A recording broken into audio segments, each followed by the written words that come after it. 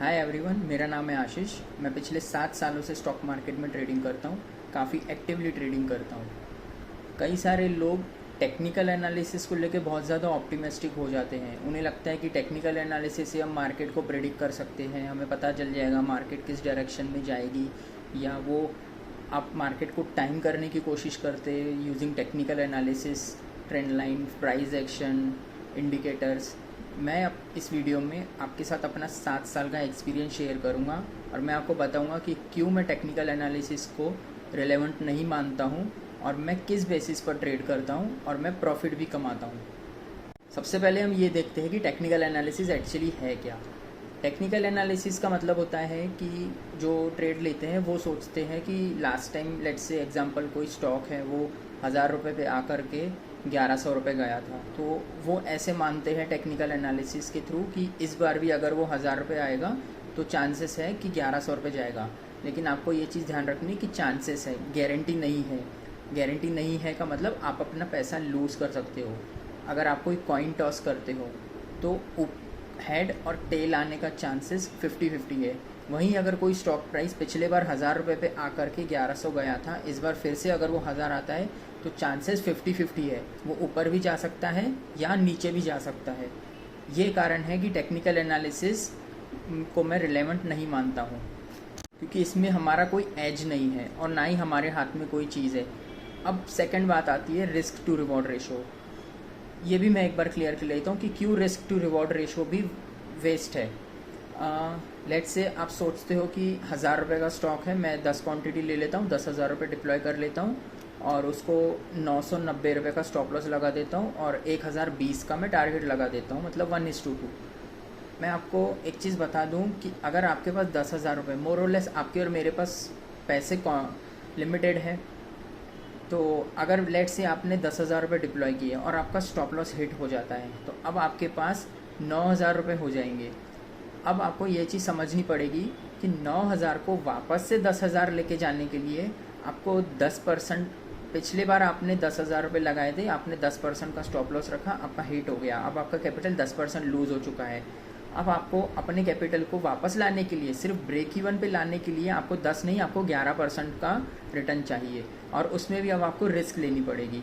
पिछले बार भी आपने रिस्क लिया, स्टॉप लॉस हिट हो गया, इस बार आपने फिर से आपको रिस्क लेनी पड़ेगी और अगेन 50-50 चांस है आपके ट्रेड लेने के बाद हो सकता है आपका टारगेट आ जाए, हो सकता है स्टॉप लॉस आ जाए।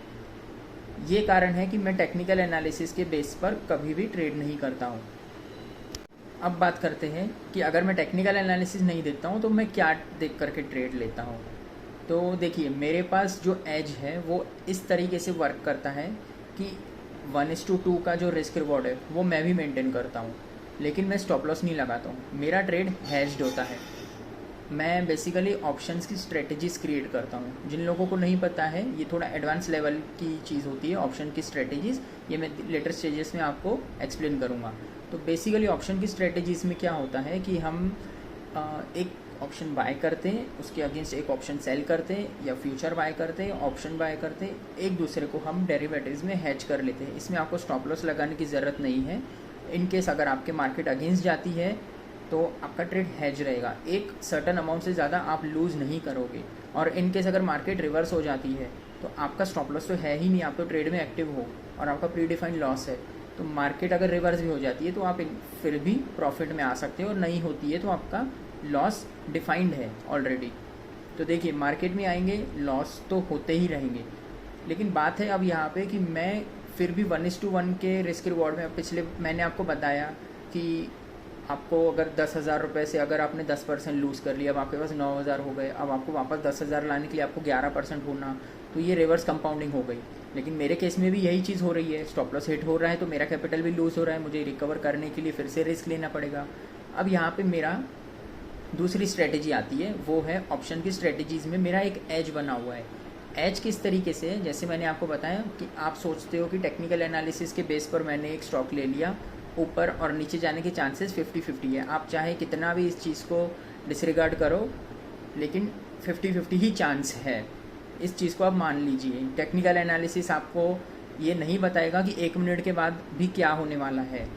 कोई नहीं बता सकता है। टेक्निकल एनालिसिस छोड़ दीजिए, कोई नहीं बता सकता है। कंपनी का प्रमोटर भी नहीं बता सकता है। Back to the topic. अब मैं आपको बताता हूँ कि मेरा एज क्या है।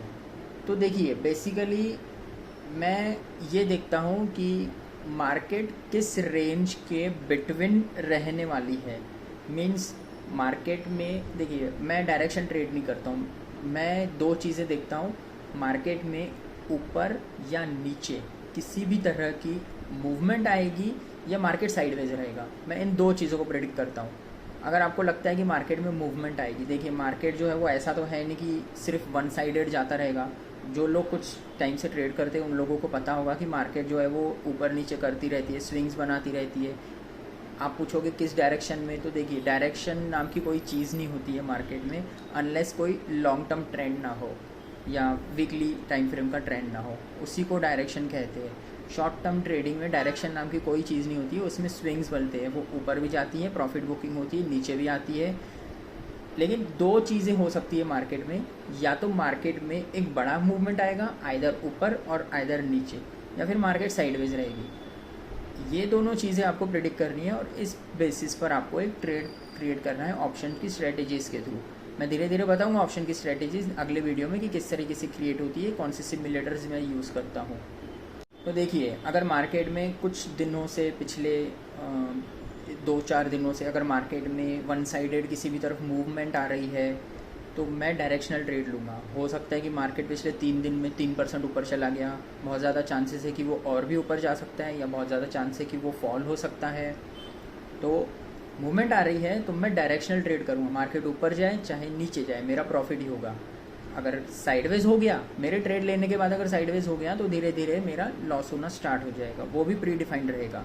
एंड लेट्स से कि मार्केट पिछले 2-4 दिनों से, 5 दिनों से साइडवेज है, ना ऊपर जा रहा है ना नीचे जा रहा है, 1% ऊपर नीचे कर रहा है, तो इस केस में मार्केट में साइडवेज ट्रेड, साइडवेज ऑप्शन की स्ट्रेटजीज क्रिएट होती है, जिसमें मार्केट साइडवेज रहा तो प्रॉफिट होगा। लेकिन इस केस में अगर मार्केट ने बड़ा मूवमेंट दे दिया ऊपर या नीचे, लेट से 4% कल नीचे चला जाता है, कोई न्यूज़ आ जाती है, या किसी न्यूज़ के कारण 2% कल मार्केट ऊपर चला जाता है, तो ऐसे केस में लॉस होगा, लेकिन वो भी प्री डिफाइंड।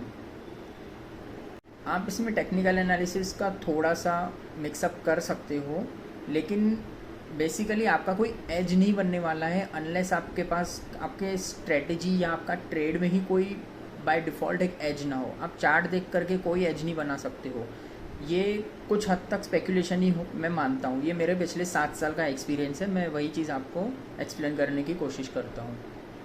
दूसरा एक बड़ा मिसकंसेप्शन ये है कि मार्केट में बहुत ज़्यादा पैसे कमाए जा सकते हैं। देखिए, बिल्कुल सही बात है, मार्केट में बहुत ज़्यादा पैसे कमाए जा सकते हैं, लेकिन over the period of time, आप रातों रात या 1-2 साल में आप सोचोगे कि मैं 1 लाख रुपए लेके आऊँ और उसको 1 करोड़ कर दूँ 1-2 साल में, तो देखिए वो पॉसिबल नहीं है। आप ग्रीड के जाल में फंस जाएंगे और अपना हार्ड एंड मनी लूज़ कर सकते हो। उसके लिए फिर आपको स्पेकुलेशंस, ये वो चीज़ों से, मतलब ग्रीड एक ऐसा इमोशन है जो आपको स्पेकुलेशन की तरफ जाने अनजाने में धकेल देगा, तो उस चीज़ों को आप बिल्कुल ही अवॉइड कीजिए। मैं बेसिकली मंथ ऑन मंथ एक ऑन एन एवरेज 7 to 10% का रिटर्न जनरेट करता हूँ। अब आप सोचिए, मैं अगर 1 लाख रुपए डिपॉजिट करता हूँ तो 1 लाख रुपए के ऊपर 7 to 10% आप कैलकुलेट कर लीजिए, तो एक मेरा कैपिटल सेफ भी रहता है और कंसिस्टेंसी इज़ अ की लॉन्ग टर्म के लिए, अगर आपको लॉन्ग टर्म ट्रेडिंग में सर्वाइव करना है। अगर आपको मेरा ये वीडियो पसंद आया तो मैं डिस्क्रिप्शन में अपने एक टेलीग्राम चैनल की लिंक पेस्ट कर देता हूँ, आप उसे ज्वाइन कीजिए, फ्री ऑफ कॉस्ट है, और मैं अपने सारे एक्सपीरियंसेस, सारी लर्निंग वहाँ पे फ्री ऑफ कॉस्ट शेयर करता हूँ। कोई टिप नहीं और मेरी कोई कॉल नहीं, मेरा कोई ट्रेड मैं वहाँ पे शेयर नहीं करता हूँ बेसिकली, तो आपको सिर्फ लर्निंग्स मिलेगी free of cost. Thank you.